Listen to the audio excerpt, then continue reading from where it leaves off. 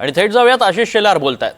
विरोध आहे का, याला स्पीड ब्रेकर आहे का, त्याच्या मागचा हेतू काय, ते प्रेस का घेतायत, निवडणूक आयोगाने याच्यावर लक्ष ठेवलं पाहिजे आणि वारंवार करतायत. आणि हा झाला पहिला मुद्दा. आणि आता त्यांनी हे बोलल्यामुळेच आम्हाला बोलायला लागतंय.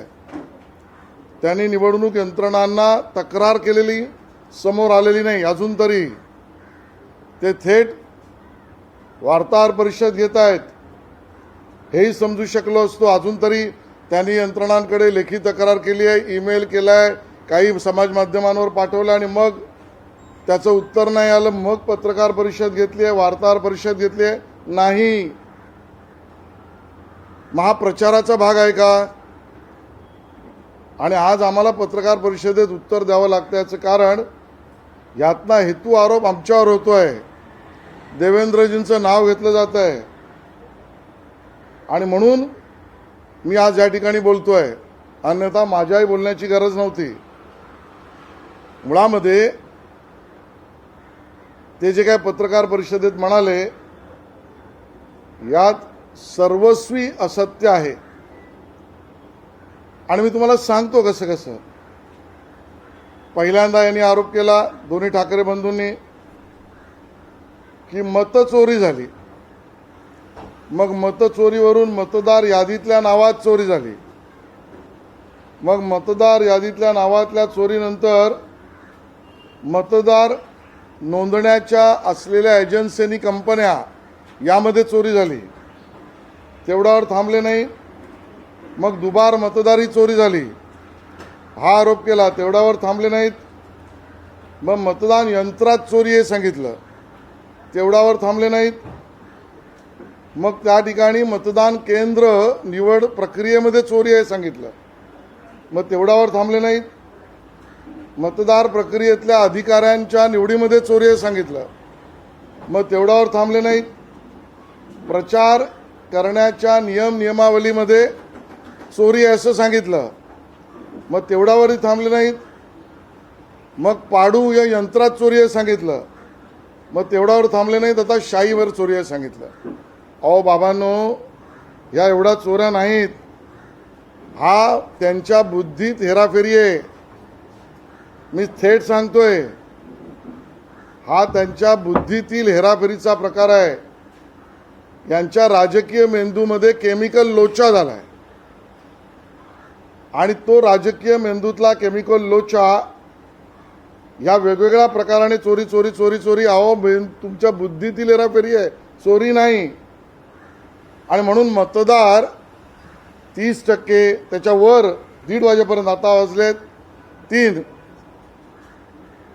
आणि 5-5:30 पर्यंत आकडे कुठपर्यंत जाणार आहेत तेव्हाही करतील. यात जर रांगेमध्ये मतदार असतील आणि 5-5:30 नंतर जेवढे आहेत त्यांना आत घेणं हा कायदा आहे.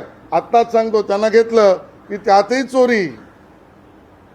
म्हणून सांगतो की या दोन्ही ठाकरे बंधूंच्या पक्षाचे सल्लागार सडके आणि दोन्ही ठाकरे रडके, ही स्थिती आहे. आणि रडायचंच असेल तर लढता कशाला? आणि मुंबईकरांना आणि राज्यातील नागरिकांना आमचं नम्र निवेदन आहे, लोकशाहीच्या महोत्सवात सहभागी व्हा, जोरात मतदान करा. या लोकांचा लोकशाही आणि लोकशाही यंत्रणा याच्यावर बिलकुल भरोसा दिसत नाही, विशेषतः ठाकरे बंधूंच्या पक्षाचा. आणि म्हणून मतदारांनी लोकशाही वाचवण्यासाठी मोठ्या प्रमाणात मतदान करा, लोकशाही यंत्रणांवर विश्वास ठेवण्यासाठी जोरदार मतदान करा, हा आमचा आग्रह आहे, ही आमची विनंती आहे. आता राहिला विषय शाहीचा. प्रथम तर ज्याने शाही पुसण्याचा प्रकार व्हिडिओ केला किंवा माध्यमांसमोर आणला त्याला शाही पुसाविषयी का वाटली, आमचा सवाल आहे. ज्या व्यक्तींनी शाही पुसण्याचा प्रकार केला त्याचा हेतू काय, त्याच्या बोटावर ती शाई पुसण्याआधी तेल लावलं होतं का, ग्रीस लावलं होतं का, काही केमिकल लावलं होतं का, चौकशी झाली पाहिजे. बरं, शाई पुसायची का होती? ज्याने शाई ठेवली त्याची सुकली, मी आमच्या माध्यमांच्या प्रतिनिधीचं समजू शकतो की त्यांना इन्व्हेस्टिगेटिव्ह जर्नलिझम करायचं असतं, पण ज्या लोकांनी ज्या व्यक्तींनी शाई पुसली त्यांचा हेतू गुन्हेगारीचा होता, माझा आरोप आहे. आणि ज्याने शाई पुसण्याचं काम केलंय निवडणूक आयोगाने त्याच्यावर गुन्हा रजिस्टर केला पाहिजे. ते निवडणूक यंत्रणांच्या प्रक्रियेचे गुन्हेगार आहेत आणि ते गुन्हे काय आहेत तर त्यांना शाई पुसून बोगस मतदान करायचं होतं, आमचा आरोप आहे. जी मंडळी परत दुबार बोगस मतदार करू इच्छितात होती त्यांनी शाई पुसण्याचा प्रकार केला आहे. त्यांचा हेतू गुन्हेगारीचा आहे, त्यांच्यावर गुन्हा रजिस्टर झाला पाहिजे, निवडणूक आयोगाला आमचं म्हणणं आहे. आणि ठाकरे बंधूंना सवाल आहे, तुमच्या बोटाची शाई गेली का? दाखवा ना. ठाकरे बंधूंच्या बोटाची शाई जात नाही आणि त्यांच्या बगलबच्च्यांची शाई जाते. असं तेल तुम्ही रशियावरून आणलंय की इराणवरून आणलंय? कुठून आणलंय की जिथे तेल लावता आणि मग शाई काढायला लावता बगलबच्च्यांना?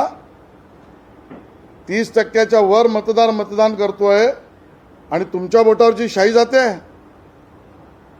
आणि म्हणून ज्यांनी शाई पुसली त्यांच्यावर गुन्हा, कारण ते बोगस मतदान करू पाहत होते.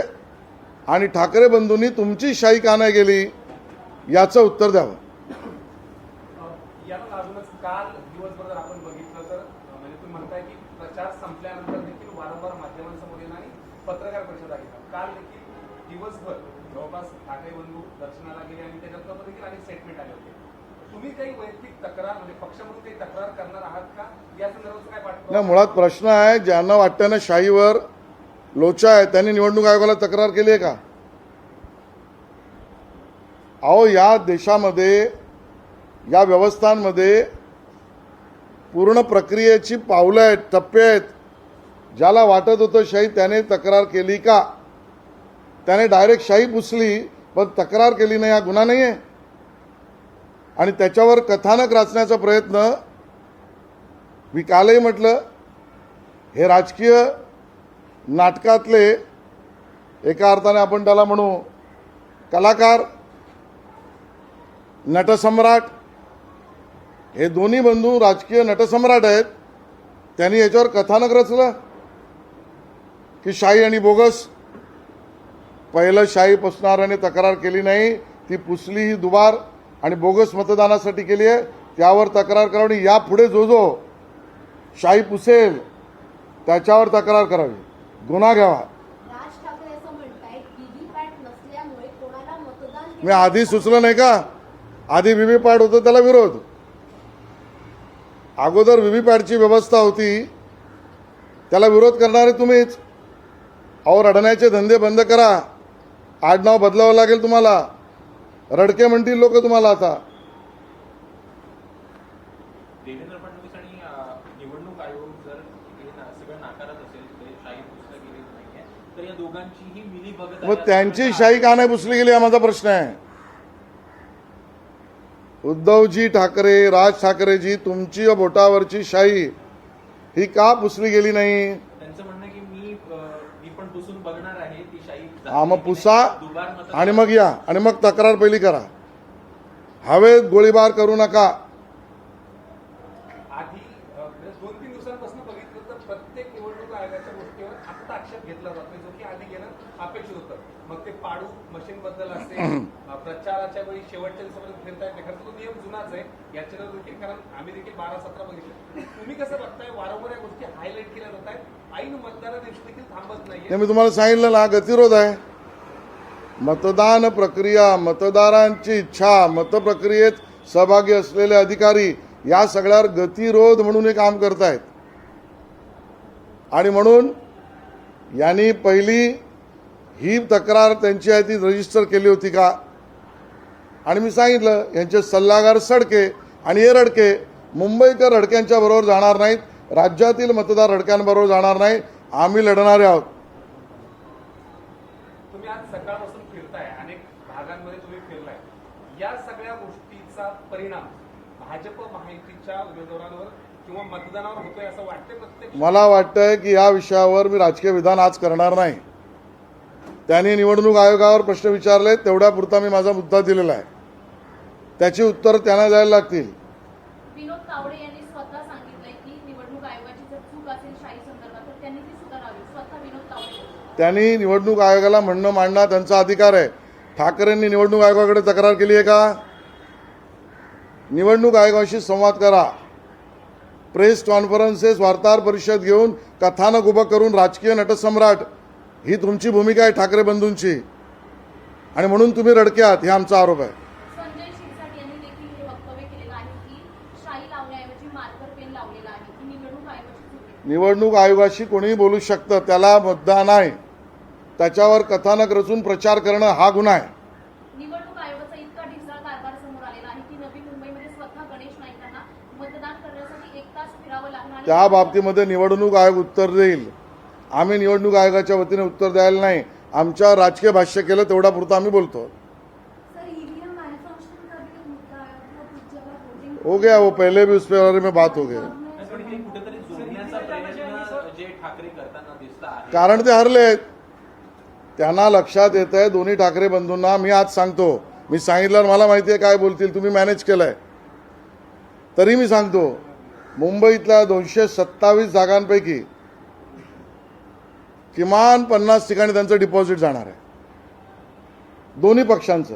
पण आज मला राजकीय विधानं करायची नाहीत. मतदार आणि मतदार केंद्र यावर मतदारांनी मोठ्या प्रमाणात यावं, लोकशाही महोत्सवात सहभागी व्हावं, मतदानाचा अधिकार बजावा. लोकशाहीसाठी आणि लोकशाही यंत्रणांसाठी आतापर्यंत 30% वर केलं. अजूनही मतदान करा, ही नम्र विनंती. धन्यवाद.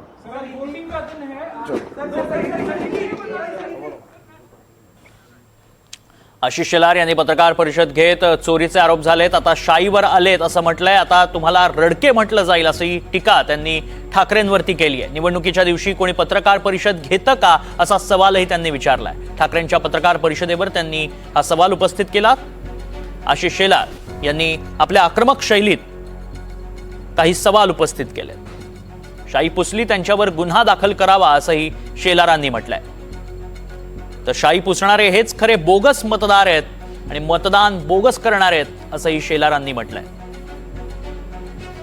मतचोरीचे आरोप आधी करून झाले आणि आता त्यानंतर हे सगळेजण शाईवर आलेत असं आशिष शेलार यांनी म्हटलं.